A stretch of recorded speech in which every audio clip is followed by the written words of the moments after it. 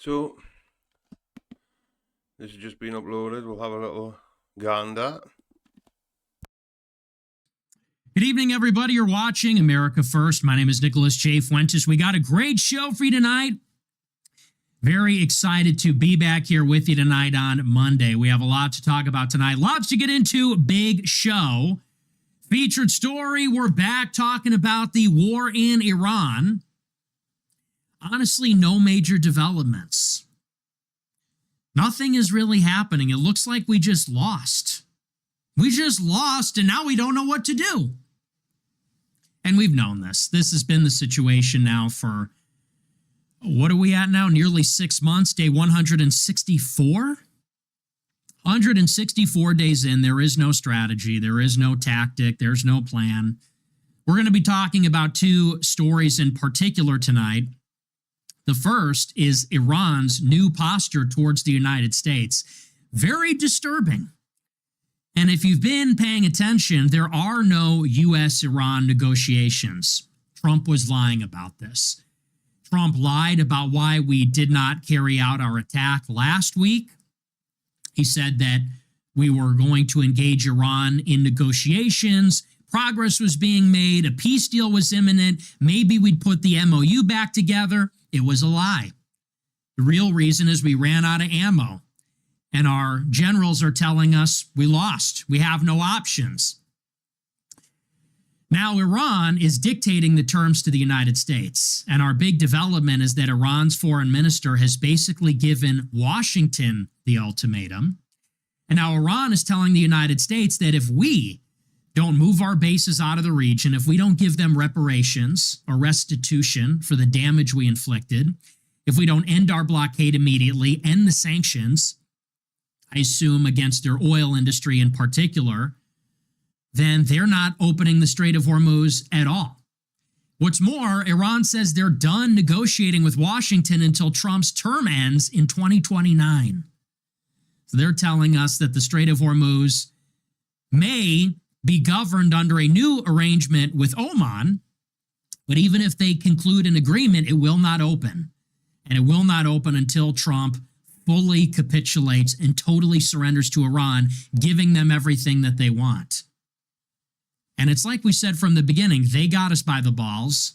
They have all the cards, and they know this, and we know this, and they know we know it, and now they're pushing the advantage and exploiting it. They're insisting on a total unconditional surrender from Washington. And so now the question is, how does America respond to this? Now that Iran and Oman are working out this arrangement for what the Strait of Hormuz governance will look like when it opens, it's a question of what Washington is willing to do to get it to open at all. So we'll discuss Iran's terms. We'll talk a little bit about this evolving situation. We're also going to talk about a brand new report from the Washington Post. This is a little bit scary, and it's not hard to see where all of this is headed from here.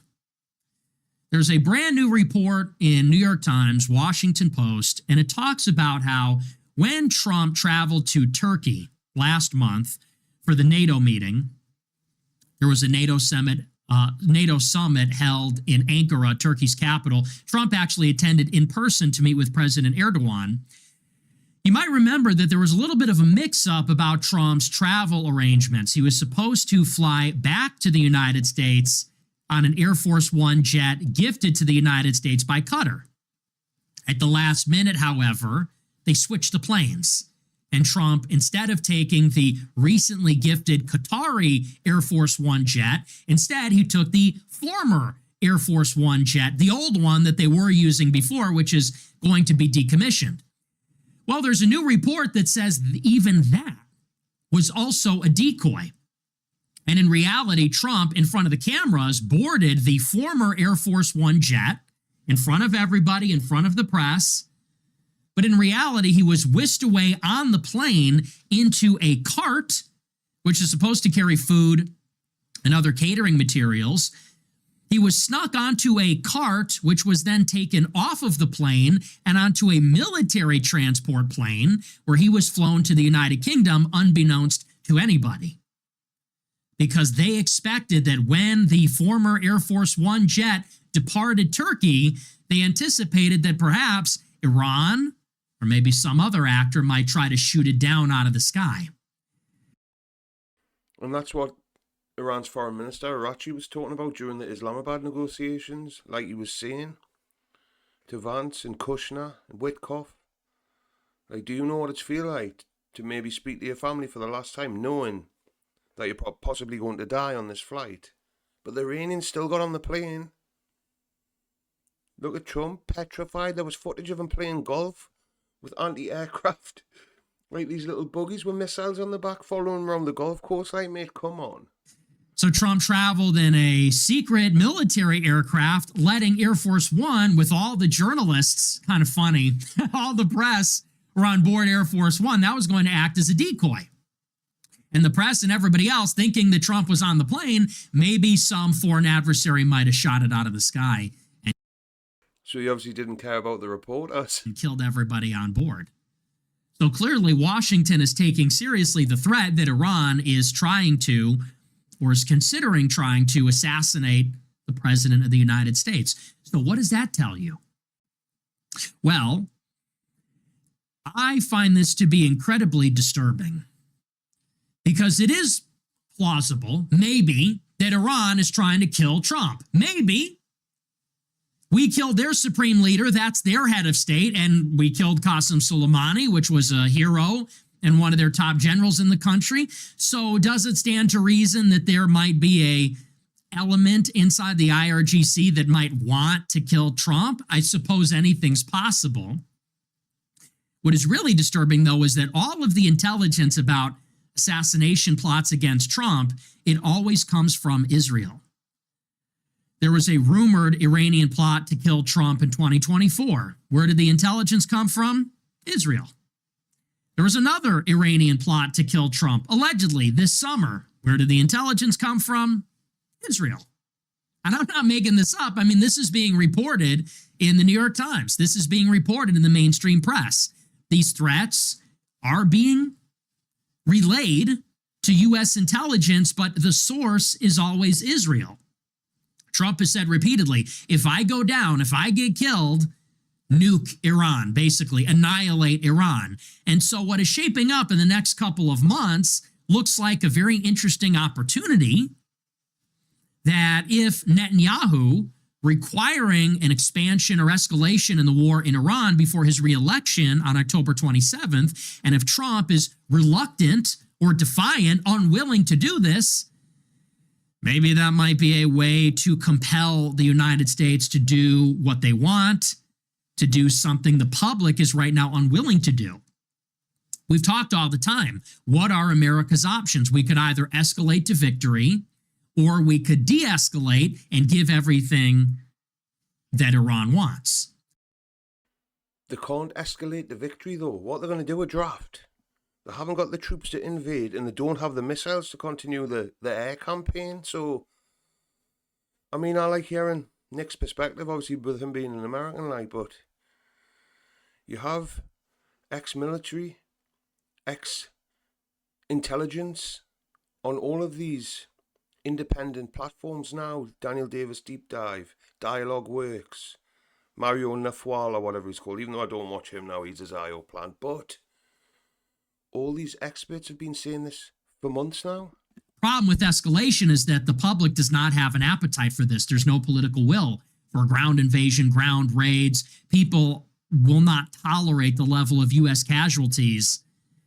But of course, that could change if there was a proper cause for the war, if there was a proper pretext. Stars might be aligning, and I don't say that lightly. It's disturbing. And maybe that sounds paranoid, and maybe that sounds conspiratorial. I'm not saying take that to the bank. I'm not saying that's going to happen, but you've seen this happen before, and I'm skeptical. I'm dubious of the term, but I think there's something to it. Sometimes you get this predictive programming where before they're about to hit us with something, they seed the idea into the consciousness of the public in advance. So just before something terrible happens, or just before there's some kind of unexpected event, you're going to hear about it in the press. You're going to hear warnings about it. You're going to hear the idea floated around. And they do this so that it's lurking in your subconscious. There's a vague whisper about this in the public consciousness. And then when it happens, people say, I think I remember hearing something about this a couple months ago. I vaguely remember hearing something about this on the evening news. I think I saw that on Twitter. And this, I think, primes people for what comes next. I'm just saying, I have observed this. It has happened. It even happens here in the UK, like, with the whole, anti-Semitism's on the rise. We're fearing for the Jewish community. Then what happened? The Jewish ambulances got set on fire that night at the start of this war. And they try to blame this made-up Black Hand of Iran proxy because someone on Telegram paid the white kid who committed the arson. Let's not forget, there were 2 white lads. But they got paid £50 from the Black Hand of Iran. Like, how? I've seen it happen before. It wouldn't be the first time. So we'll get into that as well. We're also going to talk tonight about the DSA adjacent Democrat candidate that won the primary for the Democratic Party in the Michigan Senate race, Abdul El Sayed. This is the face of your new left-wing populism. Okay? This is our country now. So Michigan has a massive Arab Muslim population, and the state also has a large population of white working class types. And in the Democratic primary for this U.S. Senate seat, which will be vacated by a retiring Democrat, a DSA adjacent candidate, former public health official, and a Muslim Egyptian American won the contest over a centrist Democrat. And he won on this woke 2.0 platform of Medicare for all, going after billionaire corporate corruption. And he's effectively a DSA light, DSA adjacent candidate. And this is what people like Tucker Carlson are talking about. This is the future of the country. It's literally just race communism. But what am I missing? What sounds so bad about having free healthcare? And maybe taxing the billionaires a little bit more? And I'm not left-wing by any stretch of the imagination, like, but what's so bad about that, Nick? And you look at the guy, and what has happened with the Democrats is they have, I think, wisely subtracted the most excessive elements of woke. They've just discarded it. So the most virulent, anti-white, anti-Christian, the most maybe provocative LGBT, tranny type stuff, the aggressive berserker, cancel culture. They've discarded these elements, which I think they recognize left them ghettoized and made them lose the culture war in 2024. And now they're just going back to the economics. They're going back to the Occupy movement. They're going back to what works. And what they're going back to is something that sounds very similar to Tucker Carlson's working class, multiracial populism, this colorblind meritocracy type stuff. Only issue is the woke stuff is still there. They're just now putting it on the back burner. It's still there. It's still inside the platform. You'll find it everywhere. These DSA candidates being elected in New York, in Denver, in Michigan, in Wisconsin, they're as woke as it gets. Hate America, hate white people, hate men. They're abortion extremists. They want open borders. They're against the police. I mean, they're as radical and left-wing as it gets, but they have wisened up and they just simply learned how to brand it and how to hide it. And so what you're getting now is Medicare for all, money out of politics, money in your pocket, talking about affordability, talking about healthcare. And they've dispensed with the other stuff, at least in the public presentation. So we'll talk a little bit about this candidate. Pretty offensive to me. And I got to tell you, I've been saying this basically the entire month. If we're going to win, we have to win as the right. I'm not siding with these radical left-wing Muslim socialists. I'm not siding with Abdul El Sayed and Zohran Mamdani from Africa. I'm not siding with these people. And some say, well, Zoran is against AIPAC and El Sayed is against AIPAC. Well, did you see their demonstration in Dearborn, Michigan last week? Dearborn, Michigan was the birthplace of Henry Ford. Henry Ford raised Detroit from the ground. He created that city with Ford and revolutionizing the automobile and the assembly line. And Henry Ford also was aware of our Jewish problem. He talked about the International Jew. He funded the publication of a magazine talking about these issues. And now in the modern day, you go to Dearborn, Michigan, and they are holding parades of women in niqabs, raising banners in Arabic, and you hear the Islamic call to prayer. And you understand in that moment, just because the Muslims are against AIPAC and just because they're against Israel, it means nothing. And so what if they are? If Minneapolis is all Somali and Dearborn is all Arab Muslims and Springfield, Ohio is all Haitians and Frisco, Texas is all Indians, honestly, what difference does it make at that point?